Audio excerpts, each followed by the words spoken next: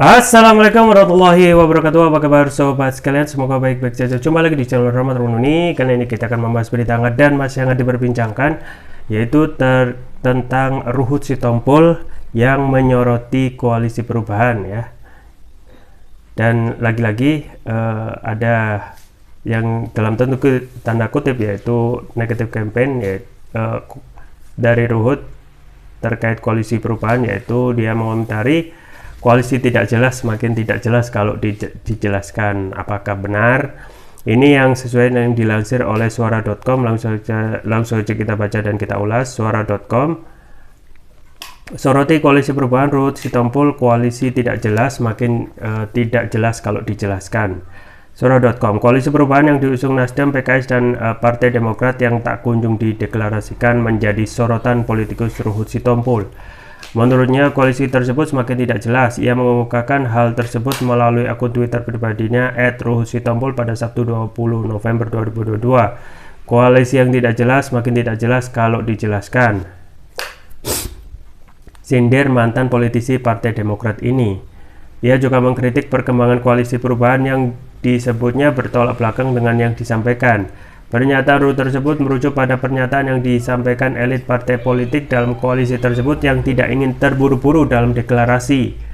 Koalisi tersebut menurutnya berkebalikan dengan deklarasi bakal calon presiden yang dilakukan Nasdem. Nggak mau terburu-buru, nanti koalisinya rapuh. Haha, kemarin waktu deklarasi bakal calon presiden RI jelas terburu-buru, katanya.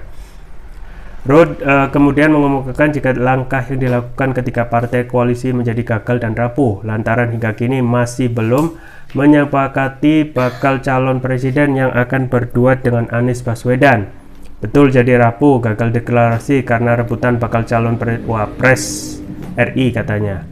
Sebelumnya diberitakan Ketua DPP Nasdem Willy Aditya memastikan jika deklarasi koalisi Nasdem, PKS dan Demokrat yang direncanakan pada 10 November 2022 lalu diundur. Willy menyampaikan beberapa alasan deklarasi tidak jadi dilakukan pada 10 November. Pertama, PKS akan melakukan rapat Majelis Syuro pada Desember. Di sisi lain, rombongan Demokrat yang dipimpin Ketua Umum Agus Harimurti Yudhoyono baru tiba di tanah air pada 10 November usai melawat ke Jerman. Ya, kita tunggulah ya. Tentu kita harus menghormati mekanisme partai, bagaimana masing-masing partai, ujar Willy. Sementara itu, saat ditanya kapan sekiranya target deklarasi koalisi, Willy memperkirakan deklarasi kemungkinan diundur menjadi akhir tahun. Paling cepat akhir tahun, tapi tidak tertutup kemungkinan one by one setelah Nasdem, Demokrat, mungkin PKS. Jadi tidak mesti deklarasi bersama, tapi juga partai per partai. Karena itu juga berbicara, kita mengutamakan satu, spiritnya yang sama dengan nama koalisi perubahan, tutur Willy. Sebelumnya, Wakil Ketua Umum DPP Partai Nasdem Ahmad Ali berharap koalisinya bersama dengan PKS dan Demokrat bisa dideklarasikan pada 10 November mendatang atau bertepatan Hari Pahlawan. Nasdem ingin deklarasi koalisi Pilpres itu sekaligus menjadi kado di hari ulang tahun partai. Kalau Ketua Umum, kami maunya tanggal 10 November itu deklarasi, karena 11 November itu kan ulang tahunnya Nasdem, kata Ali kepada wartawan Jumat 28 November 2022. Nah, ulang tahun Nasdem kami akan berharap itu akan menjadi hadiah ulang tahun terindah buat Partai Nasdem ya, sambungnya. Meski begitu, Ali mengaku pihaknya juga bakal sadar jika bahwa menyatukan tiga partai politik bukanlah perkara yang mudah, sehingga pihaknya masih akan berdiskusi. Harusnya demikian deklarasi kami, kan kepastian itu datangnya dari Allah. Manusia kan hanya boleh berencana, tuturnya. Ali menegaskan Nasdem akan mengikuti kesepakatan dan tidak akan memaksakan keinginan deklarasi koalisi Nasdem, PKS, Demokrat dilakukan pada 10 November mendatang. Tapi sekali lagi bahwa koalisi ini menyatukan bahwa kepentingan partai dengan tidak mudah, maka kemudian tanggal berapapun nanti deklarasi itu tidak menjadi hal bagi kami, katanya. Ya, itu ya sobat sekalian. Jadi memang lagi-lagi ya dalam tanda kutip serangan yang dilakukan oleh Ruhut terhadap sosok Anies yang itu ya sifatnya sistematis ya, dan juga terus-menerus untuk dalam rangka mengadang Anies ya. Kalaupun koalisi perubahan ini bubar ya, itu kemungkinan yang diharapkan. Nah, apa yang disampaikan oleh Ruhut misalnya itu hal yang biasa ya, karena sedari awal satu sosok yang memang kita ketahui Ruhut bagian dari istana ya, kemudian juga akan melakukan penghadangan ataupun pembusukan ya, dan juga pencitraburukan kepada Anies, apalagi setelah dideklarasikan ya, kedepannya akan ada banyak rencana-rencana yang sifatnya sistematis, konsisten, dan masif ya, terstruktur ya, dalam rangka untuk menghadang Anies ya. Nah, yang menjadi pertanyaan adalah apakah nanti yang di sana itu justru akan benar-benar terhadang ataupun terhenti ya di tengah jalan ya, kita tidak tahu ya. Tapi so far ya, kalau kita melihat kiprah Anies dalam hal mendatangi semua elemen untuk membesarkan koalisi dan juga cita-cita dari koalisi perubahan ini sendiri itu sudah sangat masif di berbagai daerah, dari tingkat dukungan tiap ormas dan juga kelompok masyarakat itu bukan tambah mengecil tambah membesar ya, sama seperti dahulu Jokowi efek yang efeknya domino dan semakin hari semakin besar. Sama Anies juga mempunyai Anies efek ya, jadi setelah Anies tidak menjabat lagi gubernur ya, seakan itu sifatnya kemunduran, tetapi ada blessing in disguise ataupun hikmah di balik itu adalah Anies lebih leluasa untuk menaikkan elektabilitasnya dengan mendatangi berbagai macam elemen, termasuk juga relawan-relawan, kemudian juga daerah-daerah untuk mengokohkan ataupun juga menaikkan elektabilitas Anies menjadi lebih besar lagi. Nah, apa yang dilakukan oleh pihak istana ya, yang sifatnya terus-menerus struktur dan masif ini adalah salah satu bagian untuk yang sifatnya dalam tanda kutip negatif campaign ya, ataupun juga black campaign ya, yang ujung-ujungnya bagaimana menurunkan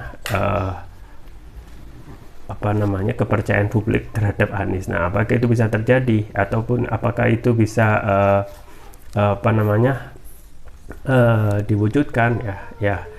So far kita ketahui masyarakat kita cerdas ya, bisa memilih siapa pemimpin yang masih mempunyai kualitas dan siapa yang jadikan penyerangnya, yaitu para pasar dan juga politisi yang tentu saja ini dikoordinasi secara masif. Dengan adanya negative campaign seperti ini ya, justru tidak akan menurunkan elektabilitas Anies. Justru ketika ada penyerangan ini justru akan lebih menaikkan elektabilitasnya. Anies lebih populer, Anies lebih banyak menguatkan ya posisinya sebagai saat ini yang banyak dicalonkan dan difavoritkan oleh banyak relawan dan juga pendukungnya. Nah, kalau kita melihat pembusukan yang dilakukan oleh para tokoh-tokoh yang ataupun politisi dari istana, kita ketahui so far itu aman-aman saja gitu ya, dibandingkan dengan aktivis yang lain misalnya yang juga melakukan kritik ya, tetapi karena berhubung di luar istana maka cepat sekali untuk diproses ataupun dikriminalisasikan ya. Misalnya untuk Bang Edi Mulyadi ya, Bang Edi Mulyadi itu hanya mengkritik tentang IKN ya, dengan mengatakan jin tuang anak, itu kan istilah yang sudah jamak, yang sudah juga banyak dijumpai di media juga ya. Nah, itu langsung diproses dengan pidana ITE ya. Sedangkan di sisi lain Ruhut itu berkali-kali melakukan pelanggaran ya, yang sifatnya sama ya, SARA ya. Misalnya yang terakhir itu posting Anies dan memakai baju adat Papua ya, misalnya Koteka. Nah, itu tidak ada prosesnya dan saat ini tidak jelas ya proses, padahal itu sudah dilaporkan oleh tokoh dari Papua ya. Jadi inilah ya, jadi hukum saat ini yang tajam ke bawah dan tumpul ke atas ataupun tajam ke kiri tajam ke kanan, tumpul ke kiri itu benar-benar nyata. Nah, ini yang menjadi kelebihan dari yang berkuasa atau incumbent ya, dipastikan ya, terutama juga RS sendiri atau Ruhut Sitompul yang terus-menerus kritis terhadap Anies dan juga mengharapkan koalisi perubahan, bahkan Anies itu bisa tenggelam, yaitu akan sangat susah, mengingat masyarakat sekarang justru trennya naik terhadap preferensi terhadap Anies ya. Nah, kalau kita melihat ya, memang koalisi perubahan ini mempunyai ya, justru ketika ditanya tentang ketidakjelasan koalisi perubahan, justru koalisi ini yang lebih jelas ya daripada koalisi yang lain ya. Misalnya KIP yang mempunyai golden ticket untuk mencalonkan presiden ya, memajukan calon, justru saat ini belum ada kejelasan siapa yang akan dijadikan calon presiden. Pun juga untuk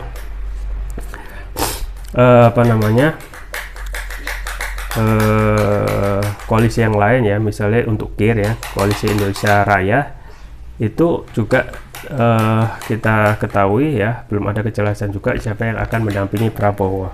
Tapi di satu sisi untuk koalisi perubahan, yaitu yang digawangi oleh Nasdem, Demokrat, dan PKS, itu sudah ada kejelasan ya. Pertama sudah ada kejelasan Anies sebagai capresnya, tinggal hal-hal yang di luar capres, yaitu cawapres dan kombinasi kabinet yang kemungkinan masih ada diskusi ataupun perdebatan siapa yang akan mendapatkan jatah nanti.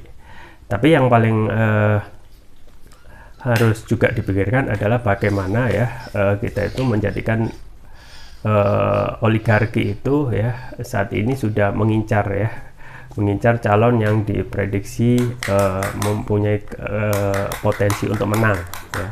Nah, tentu saja oligarki ini kemungkinan tidak hanya berdiri di satu kaki ya, kemungkinan kalau nanti ada 4 atau 3 lah calon presiden, bisa saja nanti akan berdiri di ketiga-tiganya ya. Siapa yang menang itu akan yang merengkuh untung ya. Makanya oligarki politik ini menjadi biang dari besarnya biaya politik yang begitu mahal, yang memang diciptakan oleh oligarki itu sendiri agar ada ketergantungan ya terhadap oligarki. Nah, sebenarnya biaya politik ini ya yang terus yang harus jadikan prioritas untuk dipikirkan bareng-bareng, supaya apa ya, supaya nanti ya ketika presiden dalam proses pemilunya yang tentu saja memakan biaya mahal sampai triliunan itu, nanti ketika menang tidak tersandra oleh oligarki yang tadinya membiayai biaya pemilu. Dan kita ketahui biaya politik kita kan memang sangatlah mahal ya, dengan adanya kampanye di luar ruangan, dan ini memang harus ada revisi ataupun aturan yang sifatnya harus benar-benar diatur sedemikian supaya ada perubahan ya, supaya biaya pemilu itu tidak begitu mahal ya. Misalnya ya hal-hal teknis, misalnya kampanye di luar ruangan itu di luar outdoor itu harus dibatasi karena biayanya juga mahal. Kemudian juga lebih mengutamakan ya kampanye yang sifatnya dari media sosial ya, yang itu tentu saja biayanya sangat murah sekali ya, bisa memanfaatkan YouTube ya, kemudian juga memanfaatkan media yang lain ya, yang itu tentu saja memangkas biaya pemilu yang begitu mahal. Jadi salah satu yang nanti perlu kita tekankan terhadap biaya demokrasi yang mahal ini adalah itu ya, adanya ancaman oligarki yang berdiri di belakang calon presiden ataupun nanti pilkada ya, karena pilkada nanti juga dilakukan serentak, dan ini kalau tidak diseriusi ya, kita khawatirkan ya fenomena ya yang disampaikan oleh Mahfud MD 92% pilkada itu dibiayai cukong, maka nanti kalau menang pasti akan tersandra oleh cukong ya. Makanya berbagai alternatif cara itu sudah dilakukan, sudah dipikirkan, tetapi misalnya untuk memangkas biaya pemilu ya, misalnya untuk dengan hanya memakai kampanye lewat media sosial ya, YouTube kan bisa ya, karena kita sudah terconnected, general connected. Kemudian juga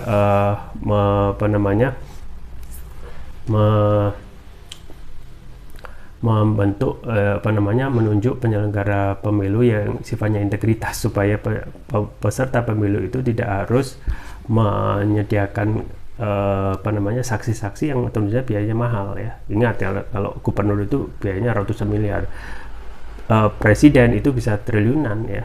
Dari mana kalau tidak ada oligarki? Makanya satu hal yang harus kita jadikan concern adalah bagaimana memotong oligarki ini ya, supaya biaya pemilu murah ya. Kemudian untuk kasus Ruhut sendiri ya, kita harus hal yang biasa saja ya. Ruhut adalah salah satu bagian yang kedepannya ya, penyerangan yang sifatnya negatif campaign itu akan terus akan terus dilakukan, digencarkan. Nah, tinggal ya apakah dengan adanya campaign ini elektabilitas Anies menurun ya. Kita ketahui masyarakat sudah cerdas, bisa memilih atau bisa menilai ya siapa yang akan naik elektabilitasnya, dan juga akankah koalisi perubahan ini yang kadang-kadang nanti akan dideklarasikan akhir tahun itu akan terwujud. Ya, itu saja yang bisa saya sampaikan. Semua bermanfaat. Jangan lupa like, share, dan subscribe. Sampai jumpa lagi. Wassalamualaikum warahmatullahi wabarakatuh.